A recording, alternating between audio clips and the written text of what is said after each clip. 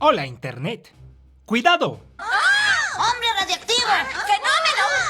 Muy bien. ¡Fenómeno! El cómic favorito de Bart Simpson ha estado presente en la serie desde su inicio, y dentro de su universo ha existido desde 1952, lo que le ha permitido parodiar una buena cantidad de shows y películas de superhéroes. Hizo parte de un serial de cine en los 50s, de un programa de televisión al más puro estilo del Batman de Adam West en los 60s, Troy McClure actuó en su trilogía de películas en los 80s, incluida una con un póster sospechosamente similar al de Superman 3, un filme que no fuera uno de los mejores momentos de ese héroe. En la década siguiente intentarían hacer una nueva versión en Springfield, pero debido a las constantes trabas puestas por la ciudad y el hecho de haber elegido al actor equivocado para el personaje del niño Fisión, nunca la finalizaron. Y recientemente participó en una nueva saga de películas más maduras similares a la trilogía de Batman de Christopher Nolan. Siendo un superhéroe, era bastante adecuado que hiciera parte de la propuesta inicial de Bongo Comics, con una miniserie de 6 números que recorre su historia ficticia a través de distintas décadas. Por tal motivo, cada revista posee un número desde el 1 hasta el 1000. La introducción de la primera entrega prometía que si la miniserie tenía éxito, publicarían los 994 números faltantes del cómic, y como pueden suponer, eso no sucedió. Le darían otra oportunidad al personaje en el año 2000 con 10 ediciones más, pero nunca alcanzó la popularidad del cómic de su serie de origen. Sin embargo, la miniserie inicial que revisaremos en este video representó un repaso general muy interesante a la historia de los cómics, vista a través del personaje, el cual es la representación del típico héroe de valores simples y que cree que nunca hay que cuestionar la autoridad. Algo así como un Capitán América, pero 10 veces más torpe e ingenuo.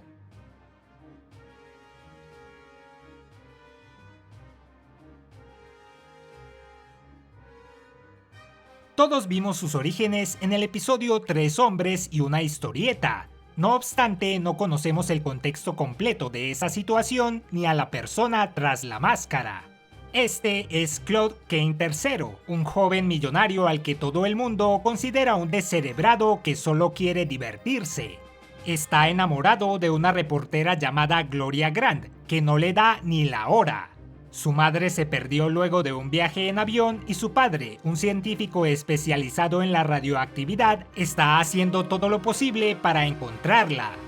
La historia se enmarca en los inicios de la Guerra Fría, por lo que los villanos son comunistas que desean apoderarse de las armas nucleares de Estados Unidos, específicamente las de su padre. Cuando se entera de esto y va a avisarle, Claude termina en el campo de pruebas de una de sus bombas. Intenta escapar, pero su pantalón se queda atorado en un alambre de púas. Los comunistas toman como rehenes a su padre y a Gloria y detonan la bomba. Una explosión que mataría al instante a una persona normal le otorga a Claude una fuerza sobrehumana y la capacidad de volar, poderes con los que rescata a sus seres queridos y con los que decide defender a su país bajo la identidad del hombre radioactivo. Y este detalle en su cabeza, uno pensaría que hace parte de su uniforme, pero no. Durante el incidente, un trozo de metal en forma de rayo quedó incrustado en su cabeza. Así que no solo sobrevivió a una explosión atómica, sino que tiene un pedazo de metal metido en el cráneo. Solo pasa en los cómics. Y ya que no puede quitárselo, debe usar un sombrero todo el tiempo en su identidad civil, lo que lo convierte en un irrespetuoso frente a los demás. La segunda parte del cómic presenta a su archienemigo, el Dr. Cangrejo, un científico loco comunista obsesionado con la conquista de Estados Unidos, y el cual parodia al enemigo de Shazam, el Dr. Sivana, y también se satiriza a la amenaza que se cernía sobre la juventud de los años 50. Antes de que los líderes mundiales culparan a los videojuegos de los males de la sociedad, tenían que buscar otro chivo expiatorio, y lo encontraron en los cómics, particularmente en los publicados por Max Gaines, que presentaban historias de horror en una manera bastante gráfica para esa época. El hombre radioactivo descubre que esos cómics eran una obra de la Unión Soviética y el Dr. Cangrejo con el fin de generar delincuencia juvenil, pero su ingenuidad le impidió ver que esas acusaciones eran falsas, algo que se repetiría constantemente en sus aventuras.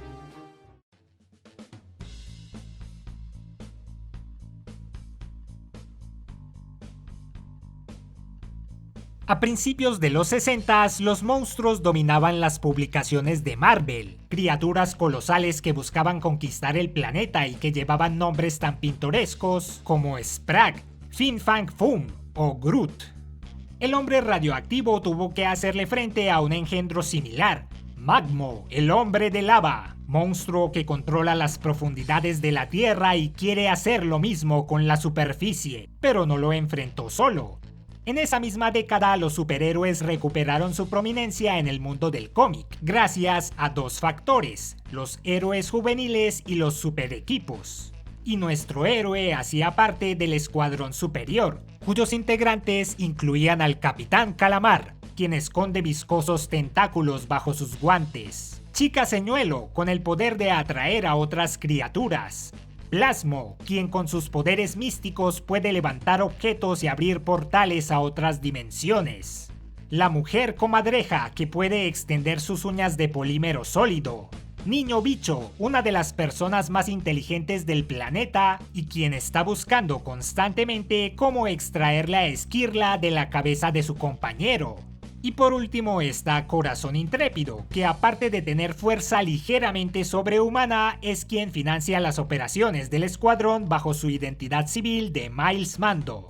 Por otra parte, es en este número que conoceríamos los orígenes del socio del hombre radioactivo. Rod Rundledge, un adolescente ñoño rechazado por sus compañeros, fue un día a una exposición sobre radioactividad, en donde por azares del destino una araña radioactiva descendió hacia su mano, la cual él envió de un papirotazo hacia otro joven allí presente, del cual jamás conoceremos qué fue lo que le sucedió. Rod está a punto de ser aplastado por una máquina y por suerte el hombre radioactivo está ahí para salvarlo.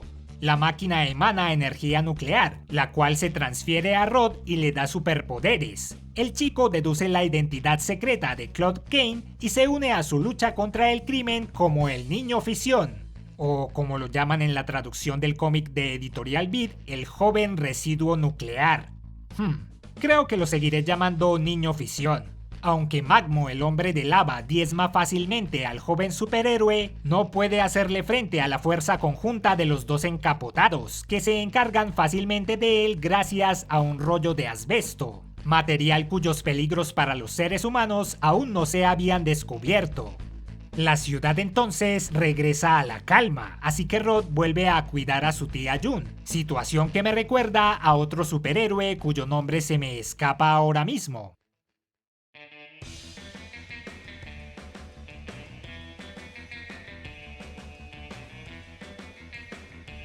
Los 70s, psicodelia esto, buena onda lo otro, lucha contra el hombre aquello, etcétera, etcétera. Fueron tiempos de cambio social, y uno de los ejemplos que reflejaron esa situación en los cómics fue el de Linterna Verde y Flecha Verde. Mientras el primero era un héroe luchando del lado del gobierno, el segundo buscaba cambios radicales en la sociedad. Y es ese mismo contraste el que se presenta aquí, con el hombre radioactivo tomando el papel de Linterna Verde, desmantelando protestas de hippies y luchando contra lo que él llama las fuerzas oscuras de la paz y el amor. Su compañero del Escuadrón Superior, Corazón Intrépido, se ha convertido en Corazón Sangrante, tomando el lado de Flecha Verde luchando en contra de la corrupción política, inspirado por los movimientos juveniles y tratando de convencer a su colega de que se una a su causa. El hombre radioactivo prefiere mantenerse al margen hasta que descubre con horror que el Niño Fisión se ha transformado en un hippie. ¡Libertad! ¡Paz! ¡Y amor! ¡Oh! Decide entonces reclutar a su antiguo compañero para infiltrarse en una manifestación de hippies, y así descubre que quien está detrás de todo eso es su enemigo Cabeza Hipnótica, quien está controlando a los jóvenes del país para derrocar al gobierno y volverse su nuevo dictador. Por suerte, el niño Fisión llega a tiempo para salvarlos y revelar que quien se convirtió en hippie fue en realidad su hermano gemelo Dot, otro recurso bastante usado en los cómics. Así que podemos darle gracias al hombre radioactivo por habernos liberado de la amenaza hippie.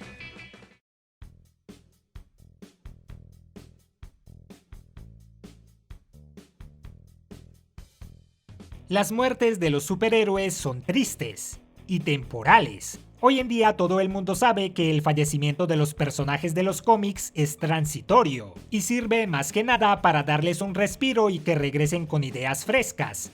Aunque en los 80s tuvieron lugar un par de fallecimientos icónicos, lo que se parodia aquí es la saga de Fénix Oscura de los X-Men. El hombre radioactivo batalla contra el Dr. Cangrejo, que ahora se parece mucho más a la criatura que le da nombre, y quien secuestró al Escuadrón Superior bajo el mandato de un siniestro grupo de personas muy poderosas comandadas por cierto expresidente. El héroe acciona por descuido un detonador de partículas que acaba con su vida al instante. Exceptuando sus colegas del Escuadrón Superior, nadie asiste a su funeral, ya que unos meses atrás el héroe había fingido su muerte, y la ciudad le realizó una gran ceremonia, hasta que reveló la verdad y todos se enfadaron con él. Ya que ha fallecido, pueden quitarle la esquirla incrustada en su cabeza sin ningún problema. Lo que nadie sabía era que ese objeto ayudaba a contener la energía nuclear dentro de su cuerpo, el equivalente a la Fuerza Fénix. Y al desbordarse esta no solo lo trae de vuelta a la vida, sino que lo convierte en el hombre radioactivo oscuro. Se ha convertido en una bomba nuclear viviente, por lo que el Escuadrón Superior debe distraerlo el tiempo suficiente para que el niño Fisión ponga el rayo de vuelta en su cabeza. Y así todo vuelva a la normalidad, sin sacrificios ni trágicas despedidas, a diferencia del cómic que lo inspira.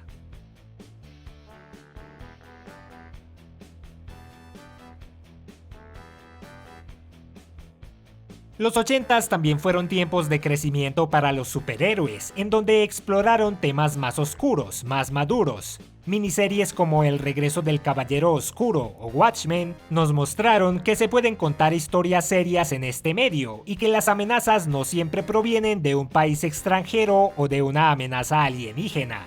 Con el fin de que la humanidad deje de confiar ciegamente en los superhéroes, el gobierno estadounidense declara que todos ellos están fuera de la ley, excepto el hombre radioactivo. Corazón Sangrante se cambió su nombre una vez más a Corazón de las Tinieblas, e igual que Rorschach en Watchmen, intenta que su antiguo colega vea la realidad, que todo es una conspiración y que el enemigo está en su mismo bando. Pero nuestro héroe no va a dejar que tonterías como la verdad o la corrupción interrumpan su misión patriótica.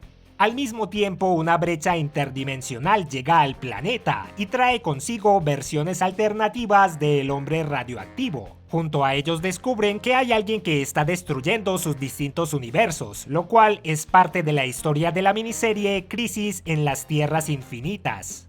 Pero a diferencia de ese otro cómic, la destrucción de las demás dimensiones no es más que una ilusión creada por nadie menos que el expresidente Richard Nixon, quien intentó usar esa crisis para manipular al gobierno a que aprobaran la reelección presidencial y así poder lanzarse de nuevo. Es todo. Ya te anoté en mi lista. De todos los presidentes, me tocó el más corrupto.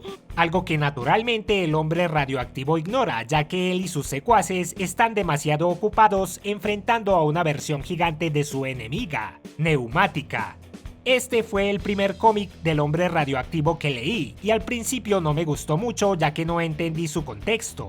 Pero una vez capté todas las referencias, se me hizo bastante entretenido.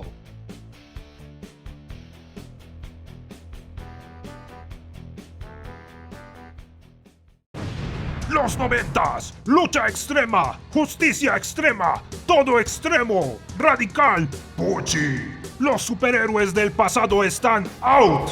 Necesitan usar capas gigantes y ser clones del futuro que pareciera que usaran 3 toneladas diarias de esteroides. Santos protones. Dicen que todo tiempo pasado fue mejor, pero hay algunas cosas de esa década que quedan mejor en el olvido. Pocos cómics de superhéroes han alcanzado el número 1000. Action Comics, Detective Comics, Calimán, y el hombre radioactivo, el cual presenta un contraste muy interesante en esta edición.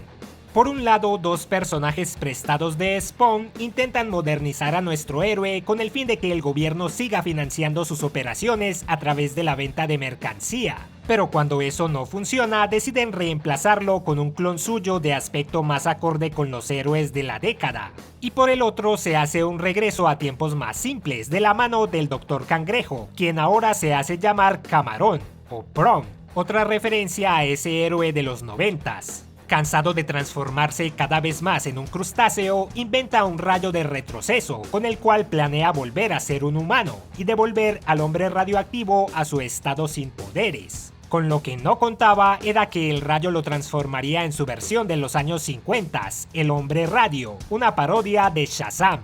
Con sus poderes de antaño derrota fácilmente al Dr. Cangrejo, y aquí tiene lugar una de esas revelaciones que cambia la vida de un superhéroe para siempre.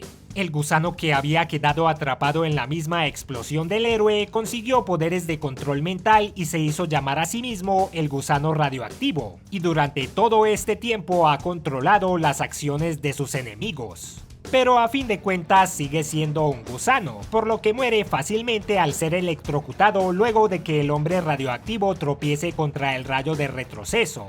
Y al final, resolviendo el último cabo suelto de la historia en un giro digno de una telenovela, Claude Kane II le revela a su hijo que su enemiga neumática es en realidad su madre. Mientras tanto, el Dr. Cangrejo huye y se reúne con la cabeza de Richard Nixon para maquinar futuros planes. Lo incómodo de esto es que Nixon había muerto el mismo año en el que se publicó este cómic. Sin embargo, eso no evitó que Matt Groening y compañía siguieran burlándose de su detestado expresidente. De hecho, esta escena final podría considerarse un preludio de lo que veríamos en Futurama. Aparte de una edición de 80 páginas en 1995 y apariciones en las demás revistas de Bongo, el héroe no tuvo su propia publicación de nuevo hasta el año 2000, la cual cambió ligeramente su formato e incluía historias cortas que parodiaban distintos cómics clásicos. Quiero destacar uno de esos números y es el de la adaptación en cómic de la película protagonizada por Rainer Wolfcastle y Milhouse, la cual en la serie no fue terminada, pero aquí podemos contemplar cómo hubiera sido. Hicieron un gran trabajo al integrar en la historia las escenas que vimos en el capítulo. ¡Mis ojos, los anteojos no sirven! Ya le echaremos un vistazo junto con la retrospectiva de ese episodio, la cual, siendo optimistas, tendría lugar dentro de unos 3 o 4 años. Esta miniserie me gustó bastante. Como mencionaba, es de esas cosas que disfrutarás más si eres un seguidor de la industria del cómic o si tienes un conocimiento básico de su historia. Tal vez fue eso lo que no le permitió tener una mayor longevidad, pero al menos fue bastante interesante para los fanáticos. También me divierte cómo satirizan el patriotismo llevándolo hasta sus últimas consecuencias y volviendo al personaje básicamente un zombie de su gobierno. Hasta el Capitán América cuestionó a sus líderes alguna vez, pero el hombre radioactivo es un completo cabeza hueca, tal parece que ese rayo en su cabeza hizo más estragos de lo que creíamos. Este no fue el único medio en el que veríamos al héroe, ya que paralelamente al lanzamiento del cómic, apareció en un videojuego compartiendo protagonismo con otro encapotado del universo Simpson. O casi. Ya veremos a qué me refiero en el siguiente video. Como siempre, muchas gracias por ver, no olviden suscribirse a nuestro canal, también seguirme en Facebook y... A darle átomos.